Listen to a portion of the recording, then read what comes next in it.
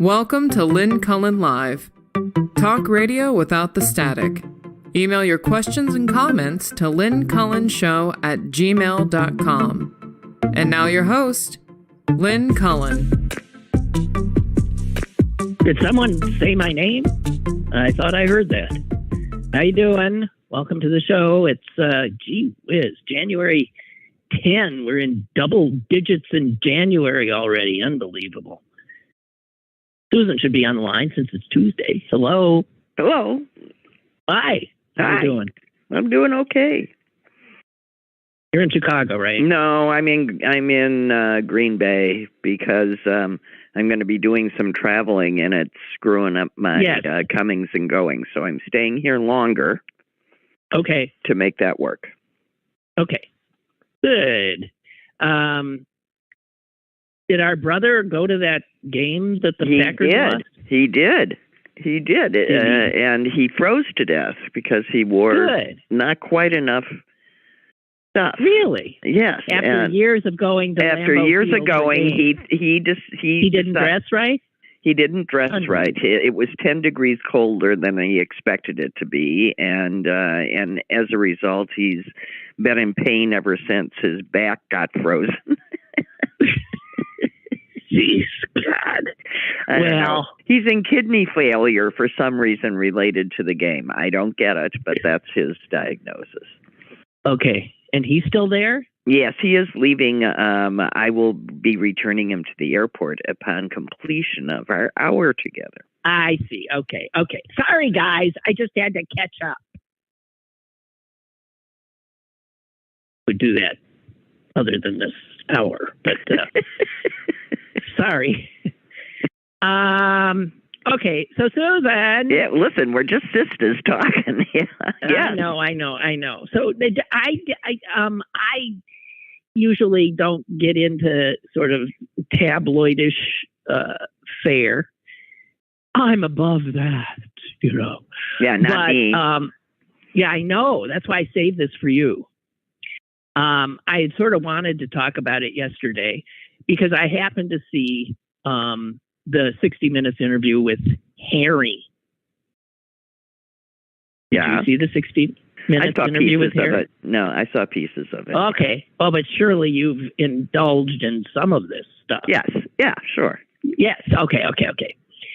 So, and of course, and I'll just let everyone know that I am on the opposite side from everybody else. I think I totally understand what the two of them are doing, and I don't think there's a damn thing that they can do.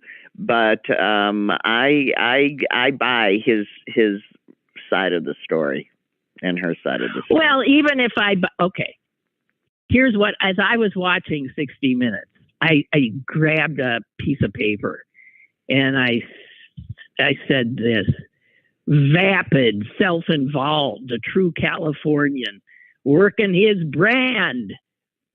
Where the hell does this end? I mean, Susan, you can't at one point say the tabloids have ruined our lives and sent us away across the ocean and then do nothing but create your own tabloid. I mean, look at what they've done since.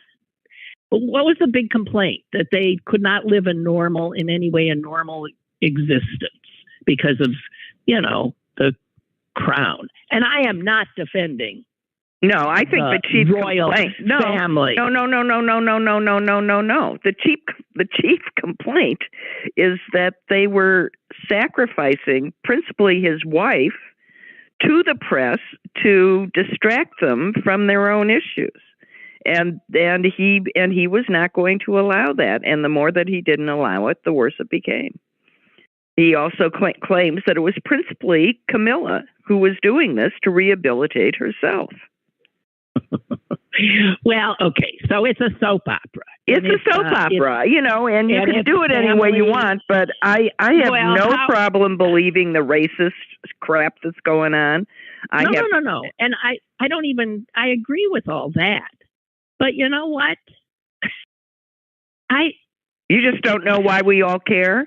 Well, because we don't. It's being forced down our throats, but it's because people buy it. Well, listen, I don't think they're helping themselves. I don't. No, they probably aren't, but you know what? I don't think... stop and think. You can't get away from them. And why is that? Because they are putting themselves out there. There was a friggin' 6-part Netflix series that was after the Oprah interview. Now we got 60 Minutes, and we got the book now, and the kind of, I don't know how anyone can, if there had been any chance of reconciliation with his family, I mean, he just burned it all down. And yet he pretends he still wants reconciliation. I don't buy any of this. This is what their business plan is now. And I mean, it's just so constant, this grievance. I saw somebody call it a petty pity party for profit.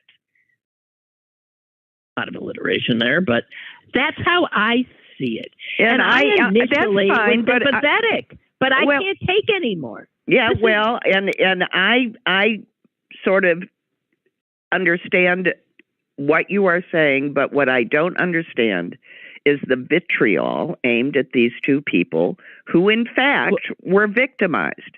And the fact that everybody is just screaming at them to shut up and go away, okay, I get it.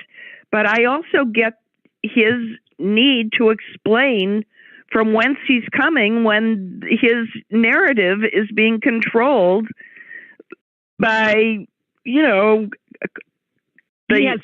royal courtiers. He has full control of the narrative now, and he's engaged in the same kind of behavior that he complains about. I don't know. He's just said it. You've watched him say it from his own mouth. It's vengeful. I mean, is there the degree of every little slight from birth till now? And even there was one thing in the interview, and I should have scribbled it down, that was so, you can see the sort of nastiness that must exist between him and his brother. And it's sad. Any time people are estranged, truly estranged. It's very sad. It's very sad. And this happens a lot in families. And most families don't have the chance to pull strangers into it for profit. And after they get done doing this, I don't know what good they're going. I mean, this goes only so far. And I think it begins to lose its... No, they're going to have a second act. Well, I don't know that they do. This grievance tour, this victim... somebody pointed out that never is anything his fault or her fault. Never. Never. Ever. And that's a red flag. No, I think the red flag is the whole world just dumping on these two with such great fun. If you all feel that way, just turn away. But this wholesale, this wholesale stuff, it just ignore it if it's bothering you. If it is just... How do you ignore it when you're watching 60 Minutes and there it is? Well, I don't know. I didn't watch it. The front page of the New York Times. I read about it. I didn't watch it. I just read to find out if there's anything else there. The answer is no. There's nothing else there. He had an unhappy childhood in a rotten family, and we're all looking at it. And 90% of the world is blaming everything on his wife, and that sort of stuff just irritates me. Did you see what Carla Bruni put up? Carla Bruni, she put up a picture. She photoshopped Yoko Ono next to Harry, as in yet another woman of color takes away our man. So So they aren't I making don't buy this. that it's all. Yeah, I don't buy it all. I do buy that they're racist. I do buy that they didn't. I don't, frankly, get her. And I've never been. I mean, I don't have. How do I know her? I don't have any sense. I don't have any sense of her at all. Except I suspect that she ain't exactly Miss Wonderful. That's what I suspect. And he is as pathetic a soul as there is. I mean, Well, she has some pretty high class friends that are admired women, and I take that as character reference. I think she's a television actress. Why should she be anything other than a regular human being? Because she wanted to be a princess. No, because she fell in. No, come on, she didn't. Listen to yourself. She fell in love with a prince. Wanted to be. She fell in love with a prince. That's different than she wanted to be a princess, and that's the bias. The controlling broad who comes and takes the hapless little white boy who can't possibly have a mind of his own, twists him around her finger, and look, chaos ensues. It's misogyny. I can't believe that you just pile on like that without even recognizing it. What? You cannot. Wait a minute. That's misogyny because I say something negative about you in the way you put in the way you phrased that. Yes, the way you phrased that thing that she decided to be a princess. Oh, excuse me. You don't think that's loaded with judgment? You don't think that's loaded with judgment about her? No. No. I remember when she said she didn't understand that. Yeah, I mean things like I don't know. I just not. Oh, I found some of that stuff nonsense that she didn't realize this or she didn't realize you that. had to curtsy. Oh, she said, yeah, okay. Or she shouldn't have worn jeans to see the queen. There's plenty of things to find fault with. But if anyone, if you're meeting your in-laws, you're a wreck to start with, let alone your in-laws being the friggin', royal family. And so I just don't buy. I don't buy a lot of it. And what I feel like I'm listening to is, someone working themselves. It's like a therapy session, and it's too much. Talk about too much information. And airing dirty laundry in public, and sort of if he felt betrayed by his family, boy, he's sure coming back. It all seems way too much. But I also suspect that this is a business plan on their part. What's he good for? I don't know. Well, I mean, if they certainly wouldn't be the first. Well, okay. I just, I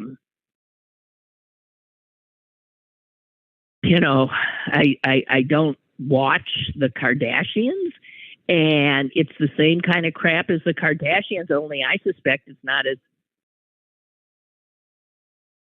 as well done. I don't know, but it's funny you should say that because of the thought that I just had is one of the things that flipped by my iPad was that a big incident involving someone throwing flour on Kim Kardashian on a red carpet was set up by her own publicist.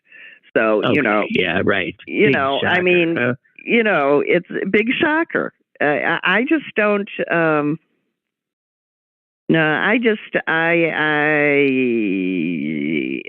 don't understand, anytime that I see this amount of vitriol aimed at a couple, and it's most of it falling on the wife, I have a very automatic knee-jerk reaction in their favor. Yeah, but that's flawed. That's a flawed kind of a. No, I'm open to information, but no, I've just watched everything being blamed on on Eve way too much. All righty. Did I hear we have a call? Go ahead, long please. Time ago. I'm sorry, I didn't hear it. Hello. Hi. I agree with Susan 100%. Thank you. And why I say this is because, and I pay no attention. I don't watch the Kardashians. Usually I pay no attention to these kind of things. But this Prince Harry story has really, does catch my attention. And I have thought about it for a long time, even when they moved here. The fact that, his big problem with the family was that they would not allow his American private security firms to bring firearms. I mean, he had serious, real complaints back when this all started, right? They threw, he had to leave the country. They said, fine, leave the country. But when he wanted to bring his family back in, they would not allow him. Number one, they said they were not going to provide him with the same personal security as the rest of his family got. So fine, he said, I'll bring in my own. They said, fine, but your people cannot bring firearms. And that was his big issue. So when you go down to what was he frustrated about? There's some serious stuff there. Right, and this goes back 2 years, right? He has some real issues, and that's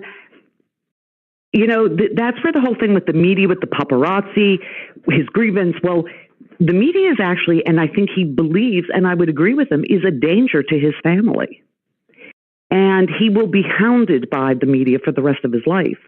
This came along with he was born with that mark of the devil, right? I mean, he can't get away with it. But how odd, how odd. I just want to say how odd, though. If I'm not disagreeing with anything you're saying, but the media, by the way, I never heard about the gun thing. Oh, yeah, that was... Media, yeah. I didn't know.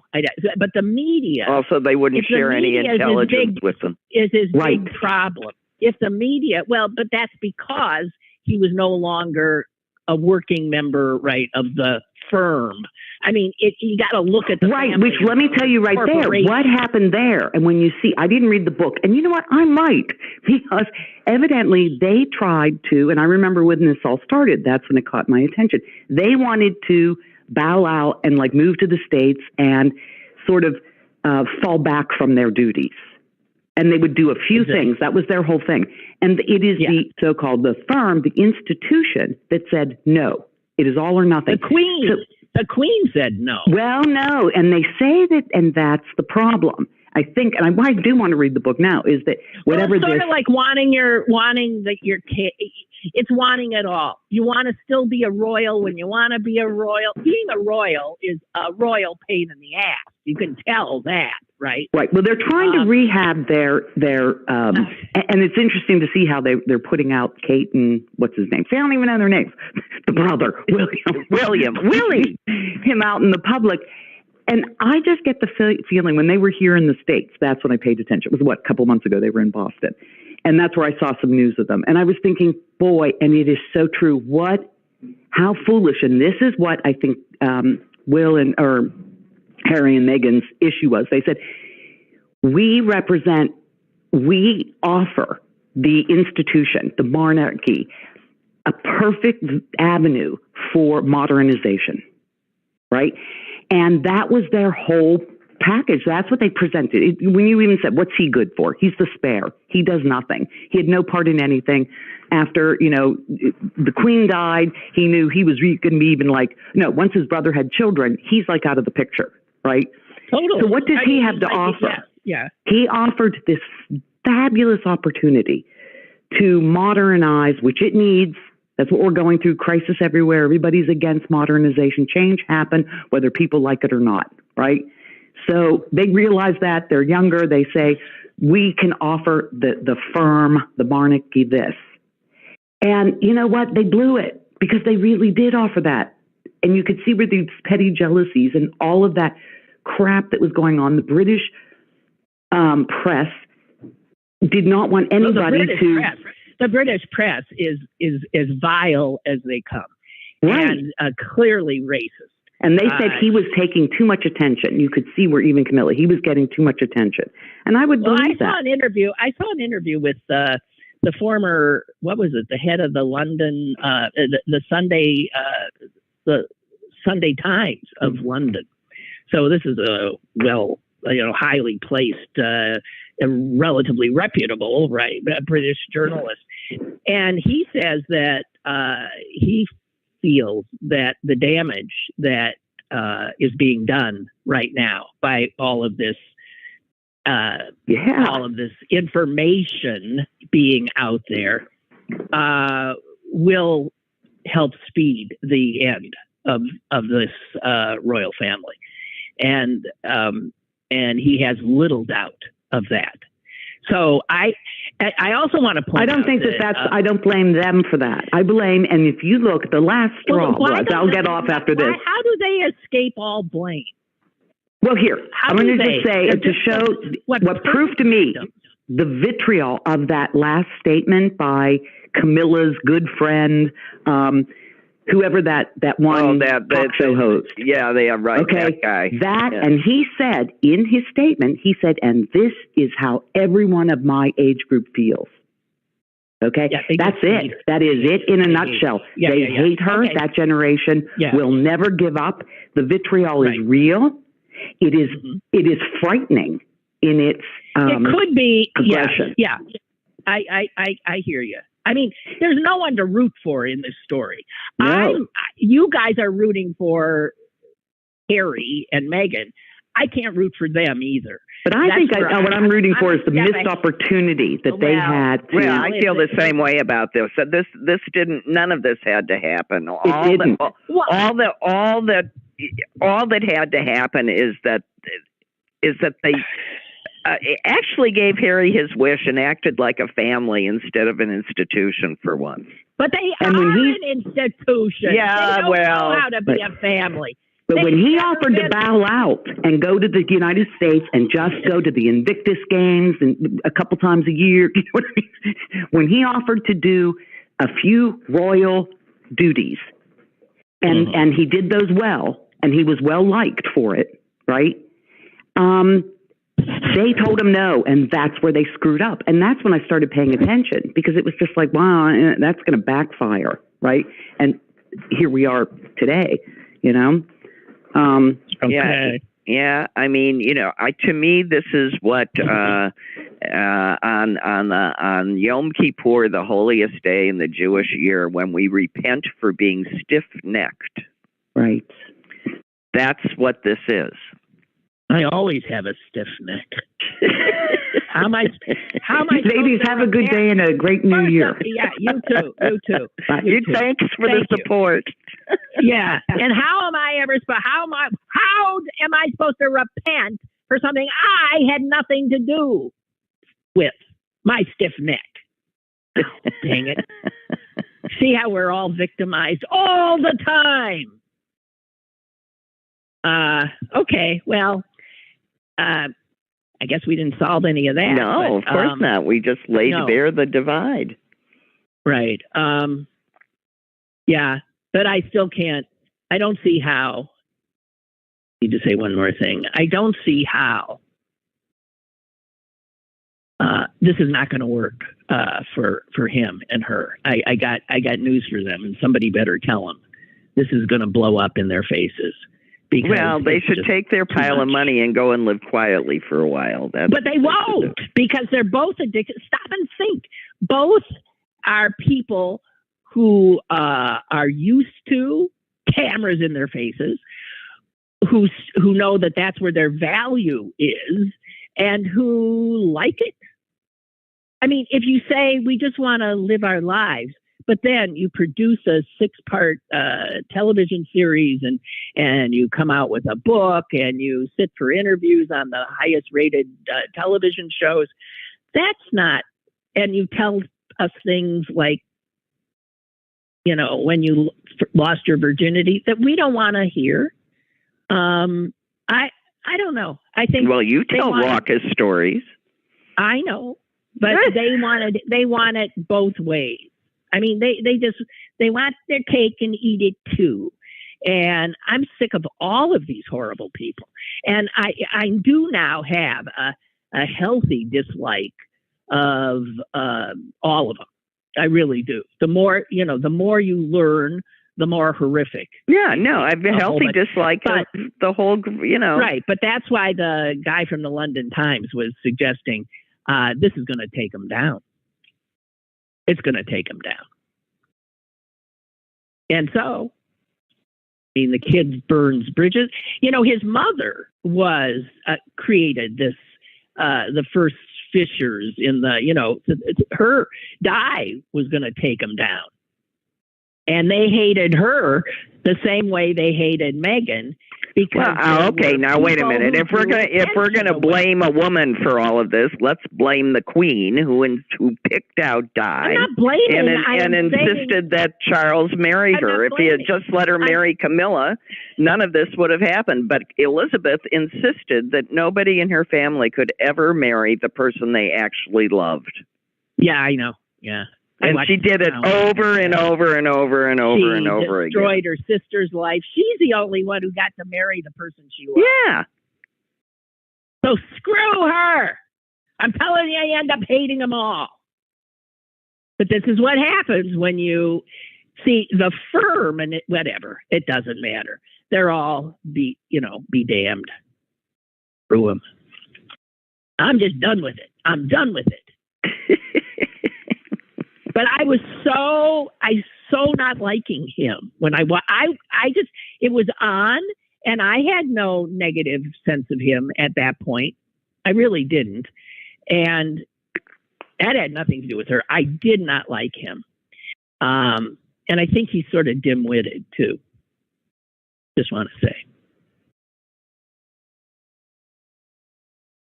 So, okay. That's it. What do we know? Nothing. Nothing. We don't know. Only what we're told. I know. So the NRA has a new slogan. Remember them? Yeah, I do remember them. Yeah, and the slogan is? The only way to stop a bad 6-year-old with a gun is a good 6-year-old with a gun. I don't think that's funny. No, because I don't know how we can expect anyone to go to teach. Who in their right mind wants to teach? Your 6-year-olds might shoot you. What are you supposed to do? Put them through a metal detector every day before they come to school? What is that? I mean, and then when they do get to teach, you got the right-wing assholes who are screaming what they can and can't say and what books they must ban, and it's appalling. Who would want to be a teacher? Nobody. And we won't pay you to boot. And then claim that you have an easy job. This all comes from the right. The right wing has wanted to destroy public education for a long time, and they are doing very, very well at that task. They don't do a lot of things well, but destruction, good God. Speaking of schools, listen to this. Talk about, you got to be kidding me. Talk about dream on. Talk about, here's a school board. Now, this is a liberal school board, Susan. Yes. In, I think, Seattle. Now, I'm assuming it's a liberal school board because, it's Seattle. Right. And here it is. Seattle, techie people. It's techie people, yeah. They have they're suing Facebook, TikTok, Instagram, YouTube, Snapchat to hold them accountable for the mental health crisis among youth. Well, good luck with that. Yeah, exactly. And they're wasting taxpayer dollars on this. Yeah, obviously they are. The 91-page complaint says these companies have created a public nuisance by targeting their products to children. It blames them for worsening mental health and behavioral disorders, for making such disorders as anxiety. Have they noticed that no one's on Facebook except septuagenarians? Yeah, but you get their point. Yeah, but No, it's not like they're. I mean, they're right. These guys have certainly harmed the mental health of kids. The social media platforms. I mean, we know that. They say they have successfully exploited the vulnerable brains of youth. Every time I see the word youth, I think of that funny movie, My Cousin Vinny. Do you ever see that? The guy who goes, and he says, the youths in front of him, they're in court, and he says, the youths exited and the judge says, wait a minute, what? The what? He says, the youths.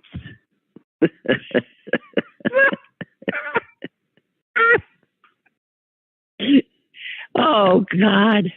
I happened to see that movie again the other day. Apparently. God, cute. Oh, it's such a cute movie.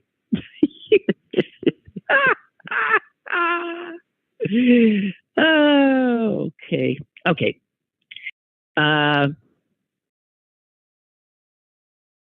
So, Brazil. Bolsonaro. Who's checked himself into a hospital for a 2018 stab wound.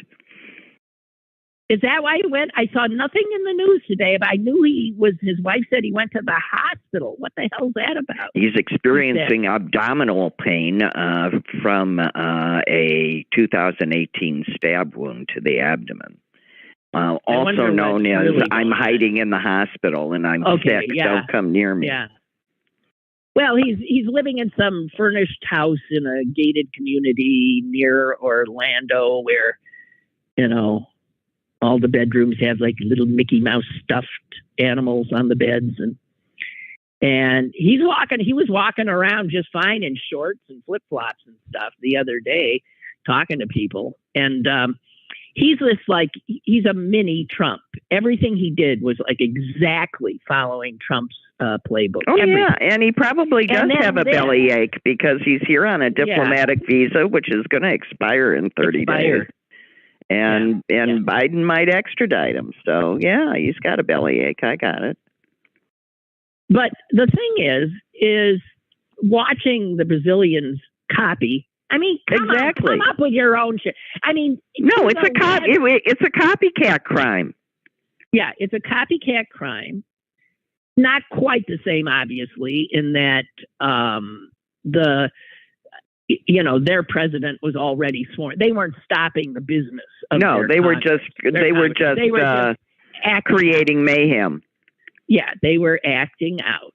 And another difference is that the Brazilian police, outnumbered, still managed to arrest on the spot 1,000 of them and cart them off.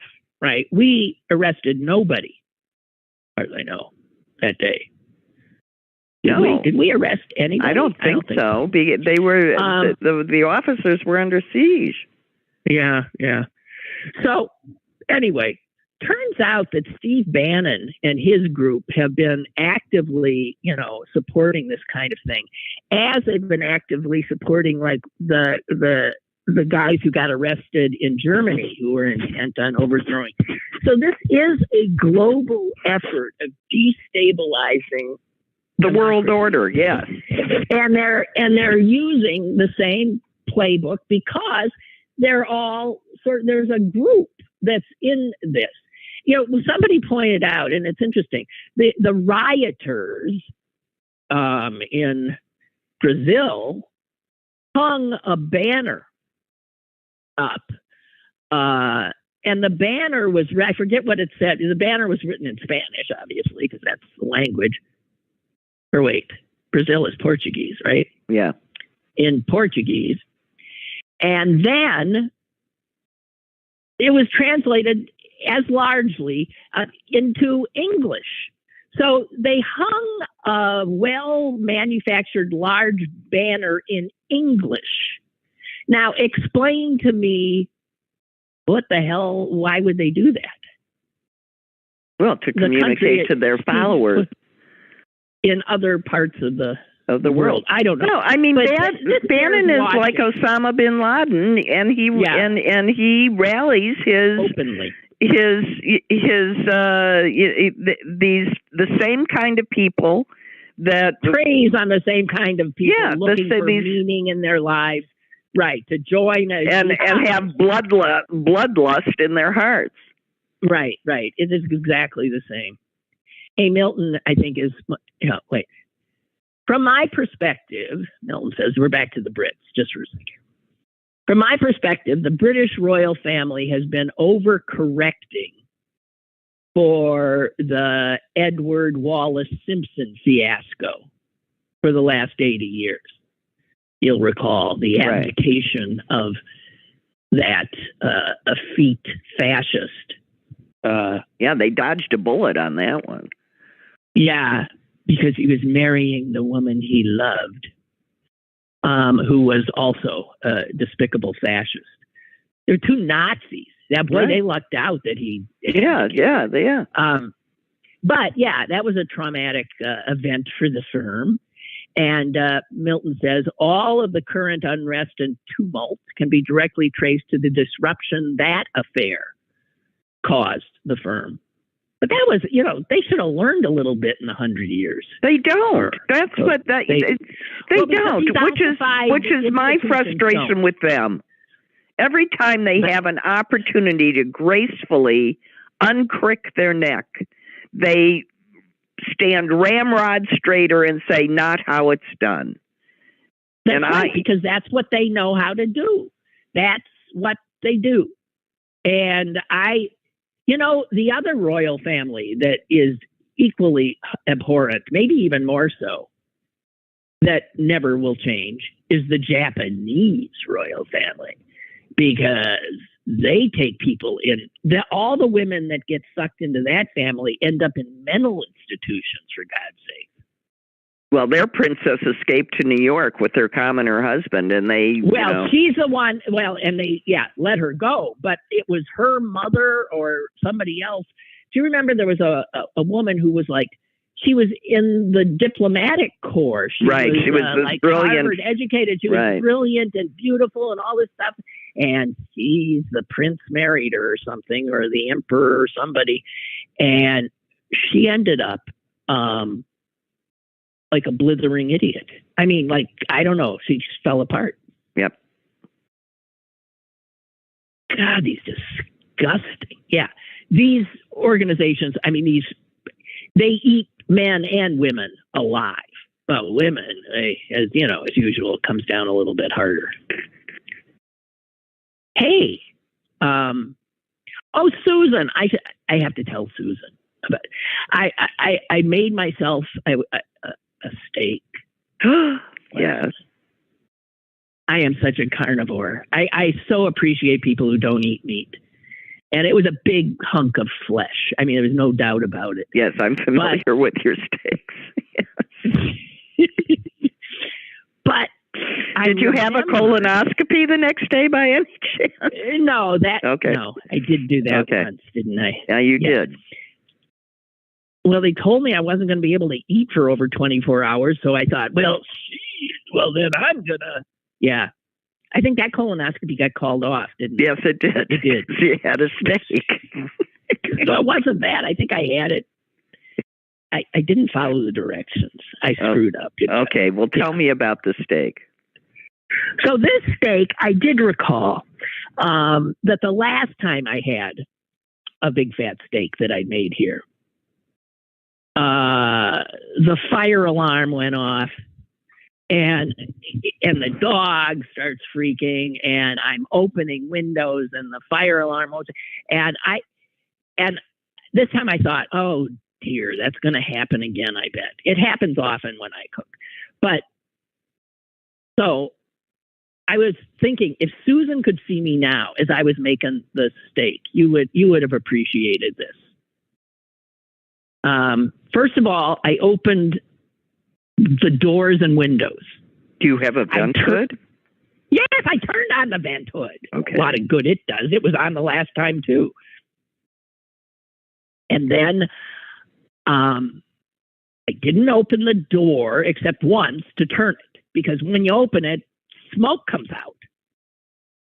Right. My oven's not clean. Yeah. That's what it billowing. is. It's what's in your oven that's burning that is creating the smoke. Okay. Yes, but the last time, that's a whole other subject. Yes, I know. The last time you tried to clean your oven, it shattered. Right. It shattered. Right. So I have a fan you hold in your hand and you put it under the smoke detector. I ran around with it wherever I thought it would be a good idea. I was fanning in front of the oven. I was fanning in front of the smoke detector. It was freezing in my house.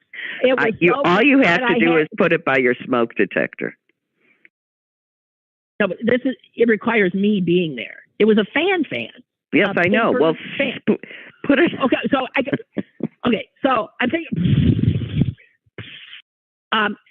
I was running back and forth. It was something else. But I was thinking, I don't think this is the way most people who are broiling a steak go about this. I thought you would have appreciated the absurdity of my. Anyway, I do. I would. It worked. The smoke detector did not go off. Okay. So, excuse me for responding to my sister thusly, but let me give you an alternative way to make that steak that will avoid this altogether. And that's preheat your oven to 400, depending on the width of the steak. And if it's like an inch, just 9 minutes at 400 in a pan that can then go on top of the oven and on the stove. And at the end of 9 or 10 minutes, depending on how you want it, then you sear it off on top of the stove. You let it rest for a couple of minutes, and you're ready to go.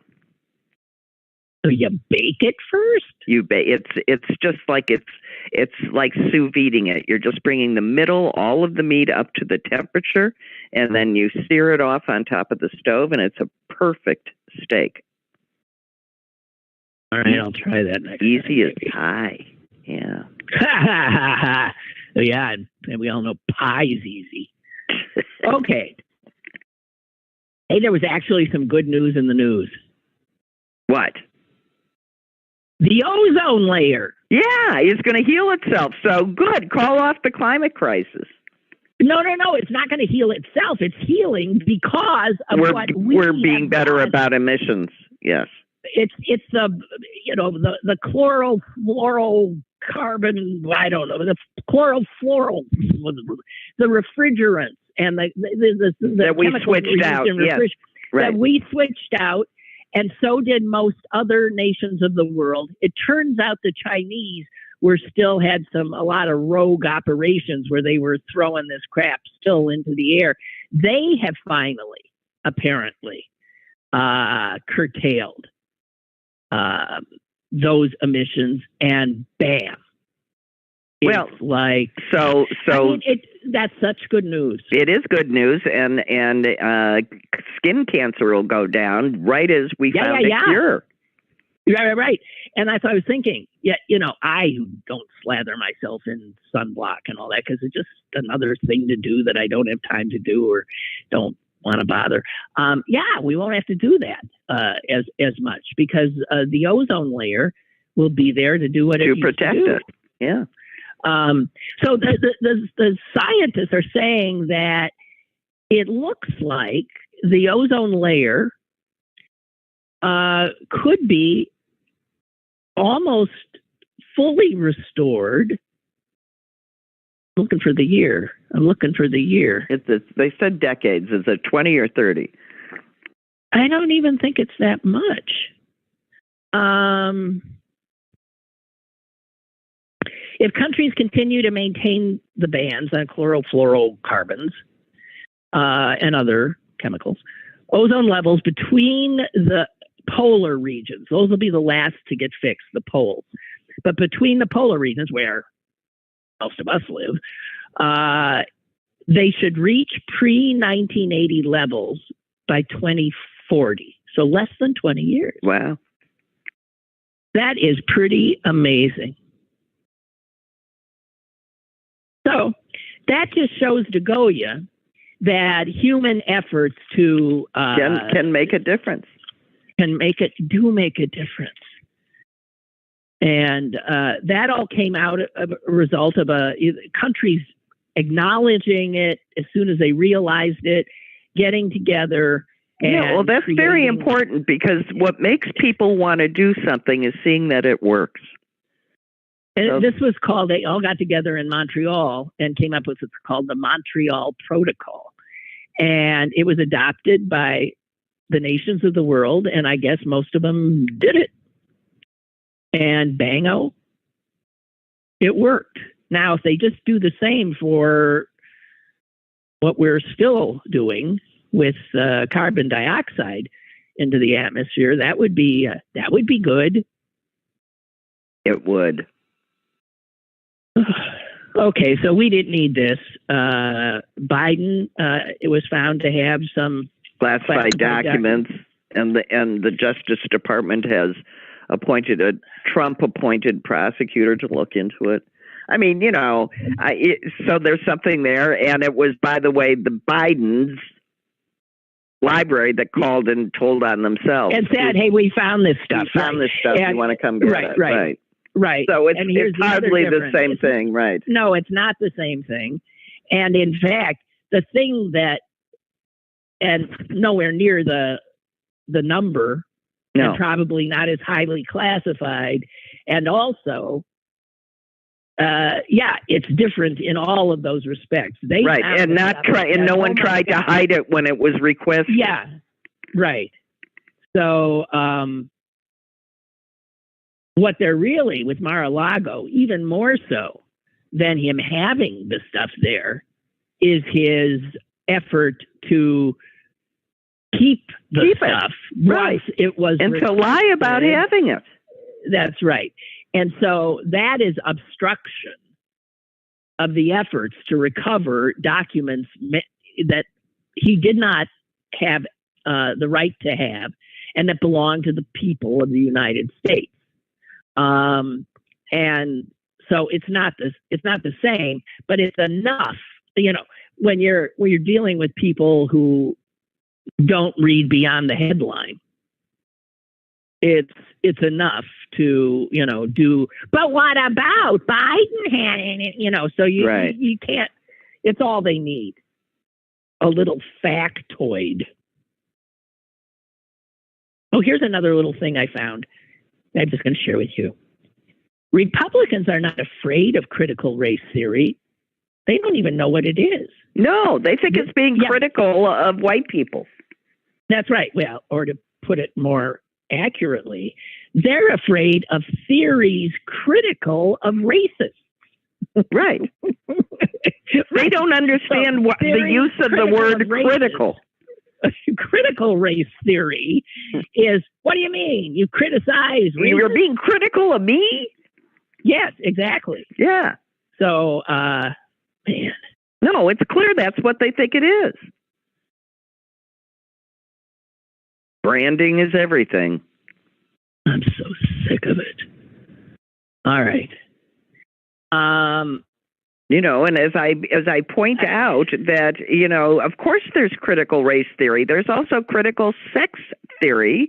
Ruth Bader Ginsburg made, a living out of explaining that white men made rules that worked against women. Duh. And that, in fact, it went all through our legislation, because it was just, of course women don't work, and of course women don't do this, and of course women shouldn't have. Yeah. So. Hello, Pete. Yes, I'm here. Oh, I thought you were. No, I cut myself off. No, that was just me cutting myself off. Oh, okay. I was waiting with bated breath for the next thing I was going to ramble about. Yeah, it's okay. I want to talk about idiots. I want to talk about the anti-vaxxers. They are idiots. They're bringing back polio for crying out loud. I know. The damage they are doing is so mind-blowing. I mean, these people who keep wanting to pull us back what set me off is I happened to read a piece written by an epidemiologist, but she's not just an epidemiologist. She is the new widow of the sports journalist who died during the World Cup. Yeah. Who was young. I mean, I think it was like in his, early 50s or something. And he just dropped dead.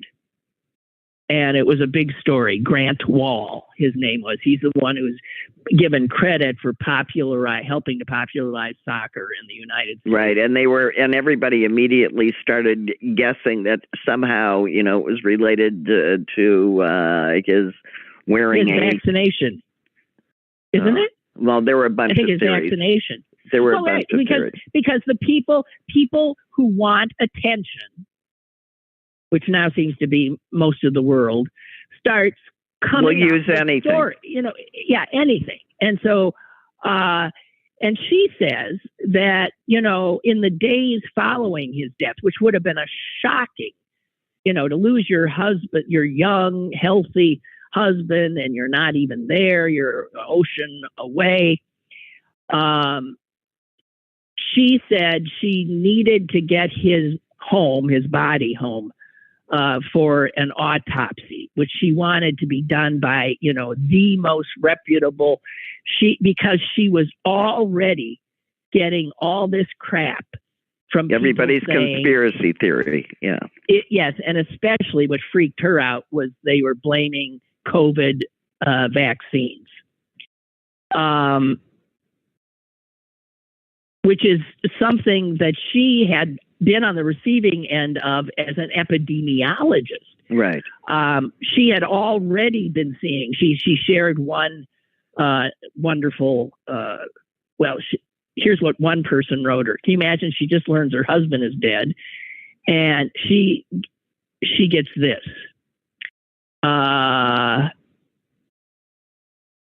I'm sorry. Why can't? God dang it! Now you understand that you killed your poor husband. Karma's a bitch. Oh my God! What? How evil are people? I don't know. Unbelievable. So what they found is that his aorta had ruptured. And that doesn't stop them. They just say the vaccine makes your aorta rupture, right? Right. So nothing stops them. But she said when Damar Hamlin... Yeah, same thing. As soon as he dropped to the turf, they're back out. Vaccine did it. Killed him. Just like that. Bang. And she said, so these opportunists, the minute Damar Hamlin had cardiac arrest, she said, I had to write this. And that's why it was seeing the anti-vaxxers jump on that instance that made her write this thing I read. And she, I mean, the fury with which she writes is well deserved. And she says this disinformation playbook uses fake experts, and I love this phrase, logical fallacies. Isn't that, if you stop and think of the conspiracy theories that carry the most weight, they are logical, but they're lies. So this happened and then that happened. Logical fallacies. Not the kind of, I'm not talking QAnon crazy. I'm talking people who peddle in logical fallacies. Right. Which is, but they're the same people. Yeah.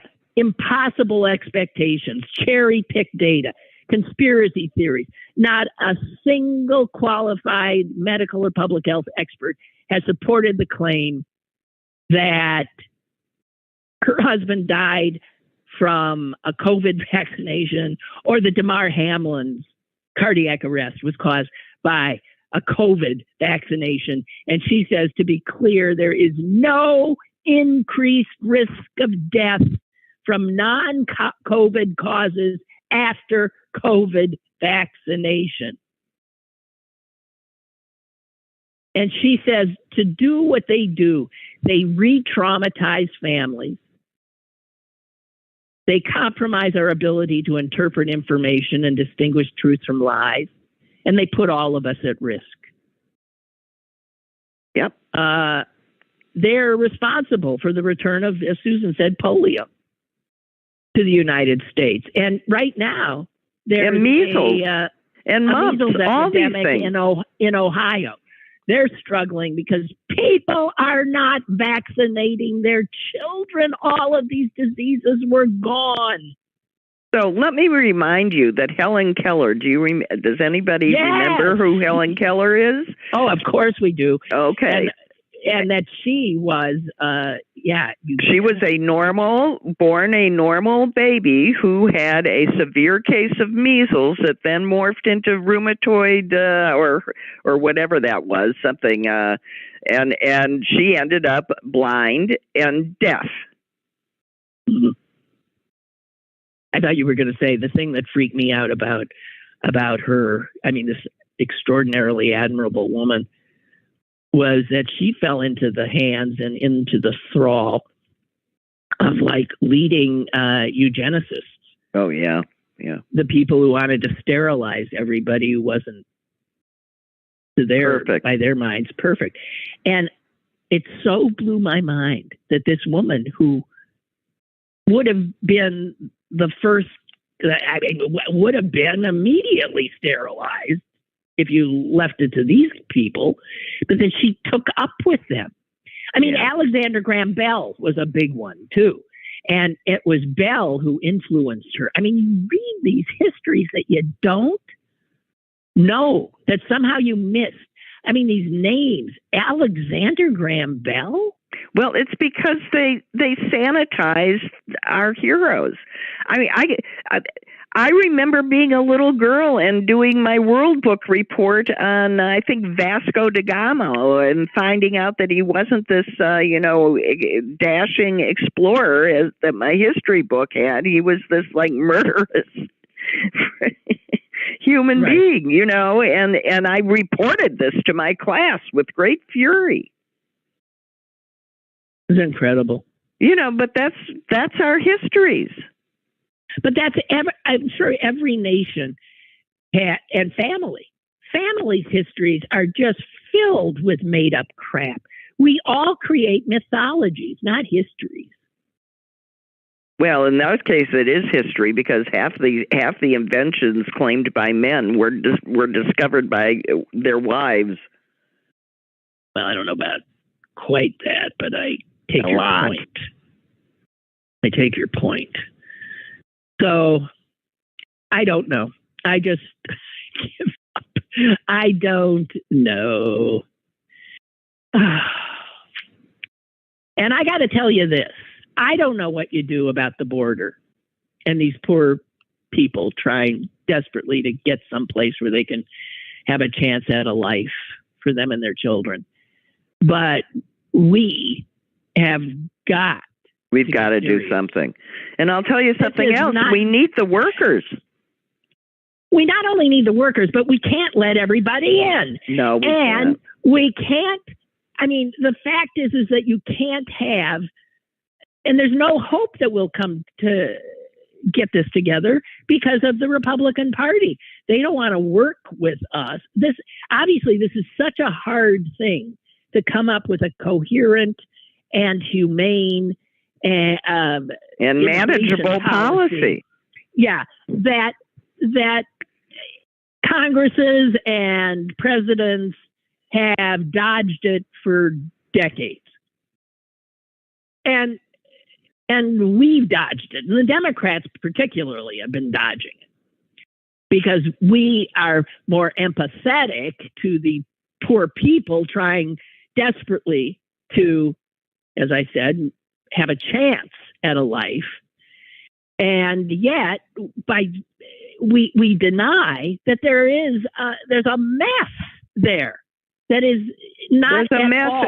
but Ukraine happens, and I'm not saying that I'm unhappy about this, but a bunch of people get let in. Oh, yeah, because they looked like the people because who were they letting them can in. fly. No, and they also were white. And they're white. I'm just, yes. No, there's no doubt about that. So, so we also have to grapple with the issue that this is only about certain immigrants. Others it's about remain welcome. Yeah, it's about poor brown people. Yeah, brown people. Yeah, and black people as well. That's what it's about. Mm-hmm. God almighty. Really something. And which is not to say that I know what the answer is, because no, I don't. The answer has to be, the answer has to be that some of the change has to come from the conditions that they're fleeing, so that people don't have to flee. We can't. But then we end up what? Trying to fix. No, I don't know what this. No, I'm just Nicaragua. I'm saying the problem is never ending if people can't live where they're born. I know. Well, I should have saved the good news for the end. I forget what it was. Well, the ozone layer. And there's some more good news about a vaccine for bees. Have you seen that, honeybees? No. Can we vaccinate the bees? Yes. A biotech company, they're waiting for final approval. Let's hope it doesn't have some unintended consequence. But they're going to do it through sort of feeding them. Yeah. They developed a prophylactic vaccine that protects honeybees from the kind of aggressive bacteria that spread quickly from hive to hive and will definitely help them. So can you imagine? Let's get the anti-vaxxers on that. Yeah, no, I've been hoping someone was working on something like that. Yeah, save the honeybees, anti-vaxxers from the vaccine. God help them. And I'll dropping dead a burst of the aortas. I can't imagine that it's going to matter to the ozone layer, to my skin, if I never, ever see the sun again. Well, around here, we often feel that we'll never see the sun again. Although I've been poking out here and there. Yeah, I know.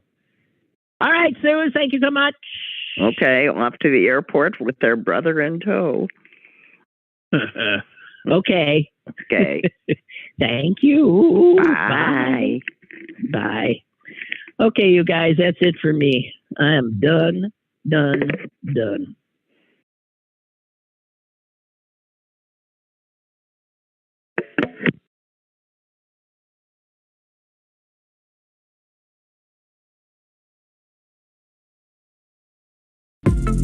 Lynn Cullen Live, Monday through Thursday from 10 a.m. to 11 a.m. and archived at pghcitypaper.com. The opinions expressed on Lynn Cullen Live are those of the host and do not necessarily reflect the viewpoints of Pittsburgh City Paper or its advertisers.